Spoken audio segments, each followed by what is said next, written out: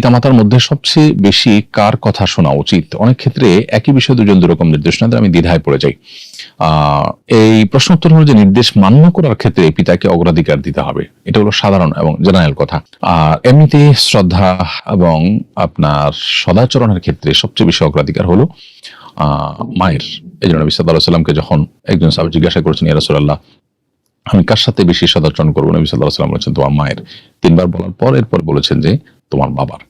তো এই জন্য সদাচরণের ক্ষেত্রে মায়ের অগ্রাধিকার, কিন্তু সিদ্ধান্ত গ্রহণ করার ক্ষেত্রে আল্লাহ তাআলা পুরুষকে নারীর চাইতে, বিশেষ করে বাপ মায়ের চাইতে বাবাকেও যেহেতু সিদ্ধান্ত গ্রহণ করার ক্ষমতা সচরাচর বেশি দিয়ে থাকেন, অনেক সময় বিপরীত হয় কিন্তু সচরাচর বেশি দিয়ে থাকেন, সেজন্য পিতাকে অগ্রাধিকার দিতে হবে সিদ্ধান্ত গ্রহণ করার ক্ষেত্রে।